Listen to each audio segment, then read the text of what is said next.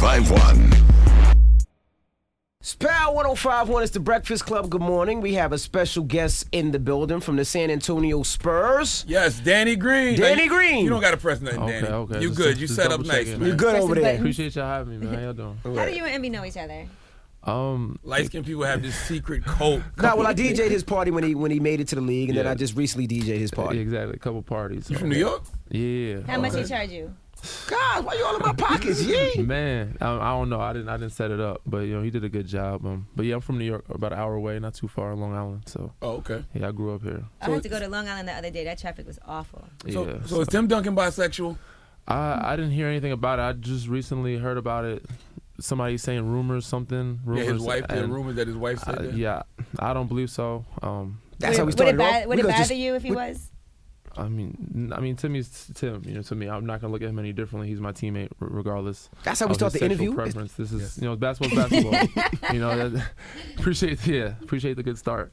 But I haven't heard anything about it, and I definitely haven't suspected anything. But he's going through some stuff, and that's what happens when you go through a divorce, and sometimes it gets ugly. Oh yeah, that's the first thing a woman's gonna say when she wants to slander you. Either you're gay, you got a little penis, or Or you you're have broke. herpes.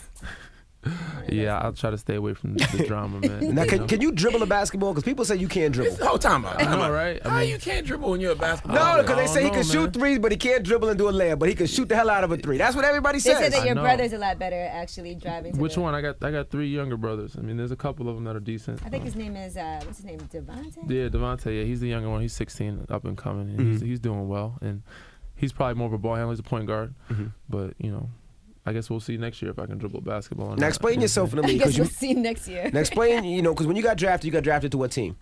I got drafted to Cleveland. Cleveland, and then Cleveland dropped you Yeah, after a year, they cut after the decision. after the decision. Preseason, then they changed. The organization was making a lot of moves and changing, and And then you played for who? Tried out for who? and then I was actually at home for a while. I tried out for the Spurs. Got a couple You at home, tries you with were the sitting on your mom's couch. Spurs. Yeah. I know you were Dad's sick. house. You just made it to the Dad's league. You just had a party. Yeah. And then You ain't get no money from I had Cleveland? a couple, not really. I mean, I was second round draft pick. I mean, you get paid like every other NBA player, but I was only there for a year.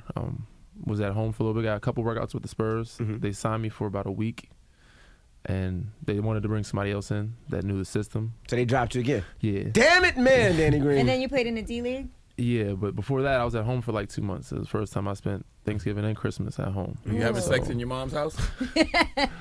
Nah, man. When you say at home, you were really back at your mom's house. I was actually staying at my grandma's house between there and my father's house.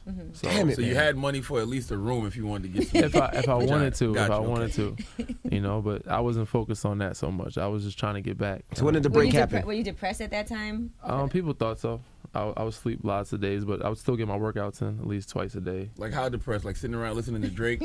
Like Depressed? there was a couple of days where I slept the whole day and missed like my brother's birthday party or something like that. Aw. He was only turning like 7 or 8, and they're like, "Where you at? Where you at?" I was like, I woke up like I missed it. I'm sorry, man. So go ahead. So now you're on your mama's couch or grandma's couch. I was supposed to go to Italy, but something it fell through. I wanted to play in the D League, and I had to wait to get a letter of clearance.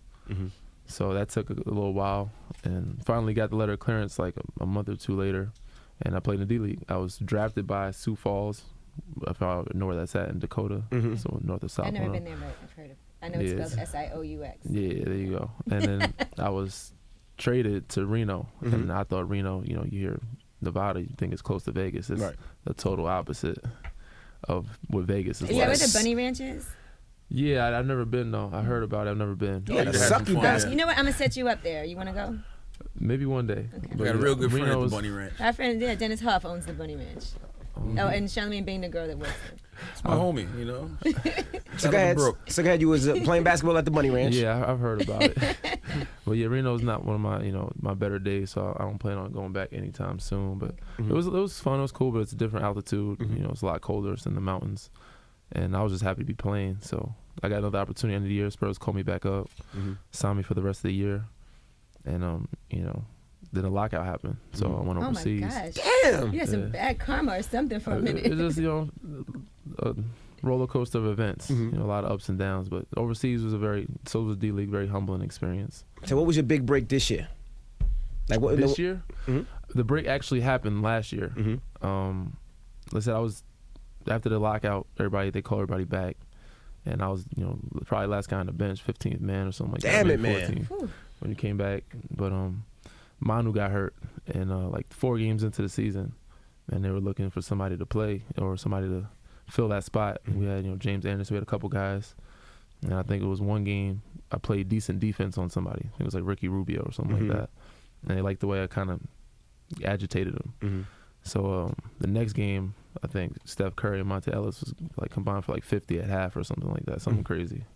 And they was looking for somebody to stop him. And they threw me in there in the fourth quarter.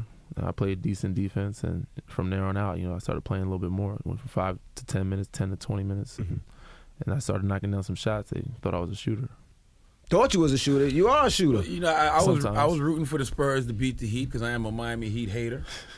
But you disappeared in Game 6 and 7, man. Yeah, What man. happened, man? They played good defense. I'm not gonna take nothing away from them. They made sure that I didn't get free, and so you can't shoot good for It's hard to shoot good for 7 straight games. It's gonna have some ups and downs, but I feel like our rhythm offensively wasn't as good as it was in the previous games. But like I said, can't take nothing away from them. They played well. That's when I first started saying you can't dribble because they were forcing you to put the ball on the floor. And I was like, just set up and shoot. Yeah, man. I mean, I tried to do a little stuff different here and there, but it seemed like Game 6 and 7, everybody was a little drained and everybody struggled. We didn't make a lot of shots as a team. Did y'all have to throw that series? Was there ever a call? Did David Stern ever call anybody and say, hey, Nah, we but need Miami to win because the Spurs are kind of boring? Nah, we knew it was gonna be tough though if we didn't win Game 6. Because Game 7 on the home court, showing statistics, historically teams don't usually win on the road in Game 7. So Game 6 was it, and we thought we had it, and slipped away within 30 seconds. And why the hell did you go celebrate with the Miami Heat, Danny? You gotta That's a explain good it. way You to gotta get explain cut. it. Hold on, because I saw this story, and he's going to tell you that's not exactly how it happened, as LeBron cleared it up too. And I appreciate that he did. He didn't have to do that. Right, he tweeted about it. I hadn't, but we keep in touch randomly here and there. We don't talk like that. That night, obviously, we just finished the season. We played 100 games. As disappointed as I was, I still wanted to get out the hotel room. You wanted to go get drunk and wash away the pain. I mean, we had a successful season, regardless of how you look at it. And we were still disappointed, but I went out with some of my teammates, went to different places, caught up with tried to catch with everybody. It was my last night in Miami. Was actually out with a college teammate of mine and met up with some friends. Somebody told me to come to this place.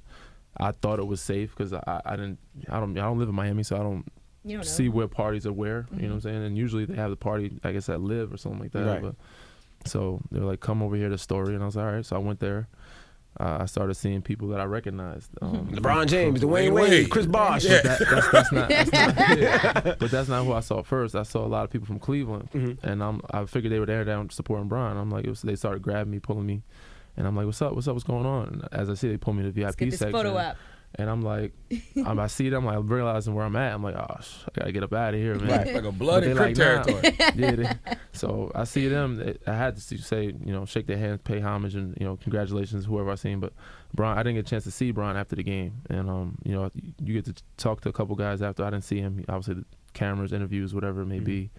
But that was my only time to speak to him was in the club. So he grabbed me. He had some good words to say. I was there for a total of 2 minutes, not even, and then I left the session like, congratulations, but I gotta get out of here, man. Like you deserve it, but You. yeah. There you go. I ain't gonna say all that. I mean, obviously I'm a competitor, and I don't like to lose, regardless of who it is. I don't care if it's my family. I'm a not want to talk to you for a couple of days. So as much as we're cool and friends, but at the time we step on that floor, if we competing, I want to win, and if I lose, I'm probably not gonna like you too much afterwards. Keep that, man, because a lot of the players in this new era, they too chummy, following each other on Twitter when they don't play together, partying together, True. congratulating each other after they beat you. No. Yeah, but you also never know what team you're going to end up on. I don't Be care. hopeful. No, man, we be But- friends then. Yeah, true. Yeah, keep it competitive, but at the same time, a lot of these guys grow up together, throughout the circuit in New York, Play or together. Chicago, wherever it may be, play Right. together, AAU, college, and they all friends. They support each other. It's like a fraternity. And some guys like a LeBron or a Kobe or KD. These guys are, guys. Some of these guys have just gotten to the league, have watched growing up. So they got to pay respect and homage. And these are people they look up to. And next they're playing against them or playing with them. And if those guys show respect to a certain player, you know, that makes them feel good about themselves. So, you know, it's kind of like a fraternity, and you know, guys respect each other. That's all. It's just a level of respect. Now, even though you guys lost, I'm sure you personally were celebrating breaking Ray Allen's 3-point record. The day it happened, I mean, I didn't know it happened when it happened. I found out about it after the game. You were just shooting your ass off. I was just trying to win the game, and you know, that's all, and keep it going. But Could have used 10 more of those from you in game 6 and 7. We could have, man. But you know, I was hitting some shots, and I was just trying to, you know, give my team a chance to win the game, and you know, by playing defense, you know, mainly. But luckily, I was hitting some shots, and it made the game easier for us in a couple of games early on in the series. But I said after the game, I didn't know. I didn't know during the game, so after the game, and you know, it was a big accomplishment. But at the same time, I wasn't ready to celebrate yet until it was over, and that point never came for us. Do you start next year? We don't know. You know, How many more years you got on your contract?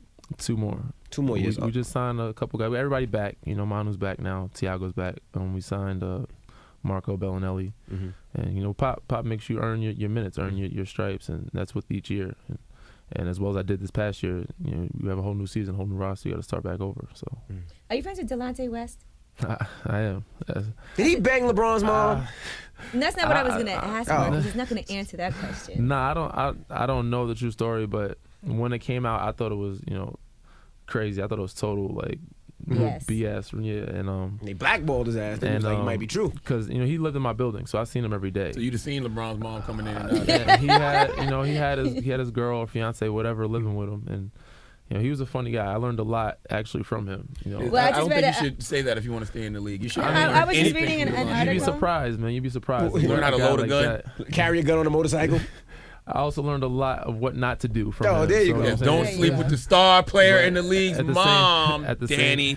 At the same time, he taught me a lot there being in Cleveland, and I interacted with him a lot. He was a funny guy. Everybody enjoyed him, enjoyed his company, and you know, LeBron. Believe it or not, everybody was cool with him, and everybody looked at him as, you know, he was the team clown, and he was funny. Yeah. I was just reading an interview that he did. It was really sad. He said that he has tears in his eyes as he's watching basketball because he wants to be out there playing, and he feels like he's not given a fair shot. He said a lot of athletes get into trouble, and he feels like he's being unfairly blackballed. I saw an article. I didn't get a chance to read it, but and I understand where he's coming from. But that happens when you pave that kind of path for yourself. When you have a couple incidents that aren't good, and you have a lot of negative stuff in the media or on the court and off the court.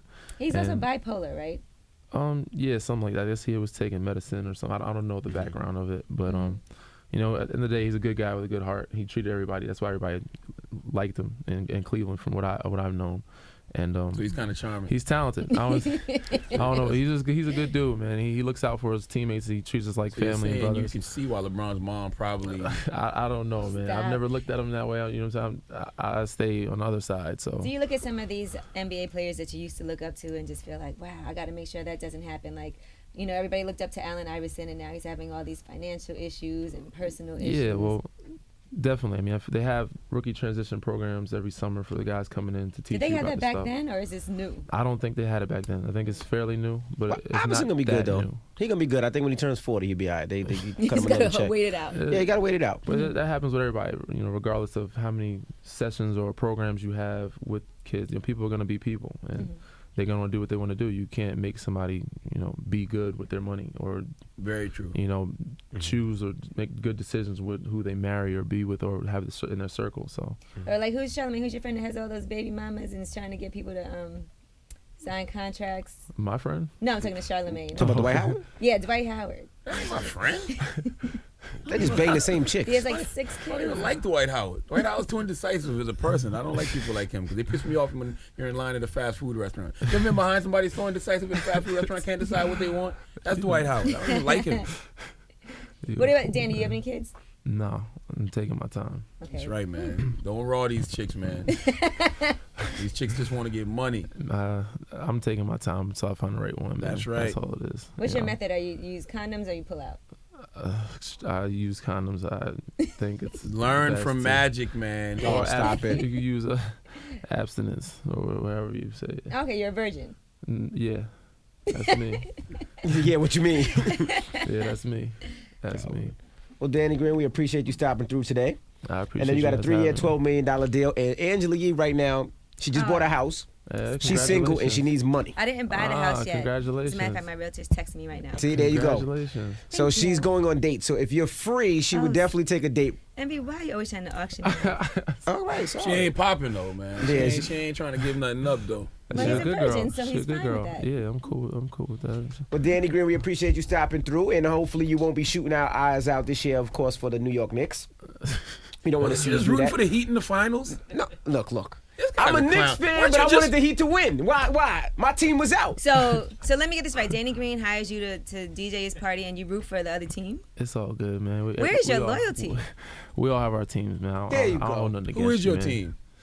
The team I play for. Yeah, come on. What kind of dumb Good question is answer. What you that? gonna say, number team? Nah, I thought he was gonna do the what's the quarterback name? I was about to say Kwame Kilpatrick, but that's the Detroit mayor. What's Yeah, the light skinned former Negro mayor. name?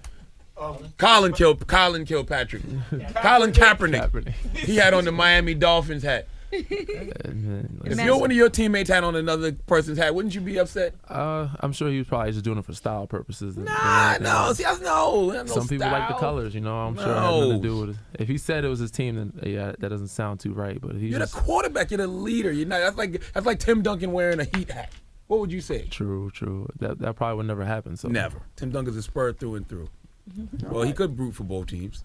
Stop it. You never Oh, know. so you saying he plays for both You teams? trying to say both He sides? might have lost a bet. You never know, man. He might have lost a bet and had to wear the Miami hat. You know, All right. We're not gonna get into all the other stuff.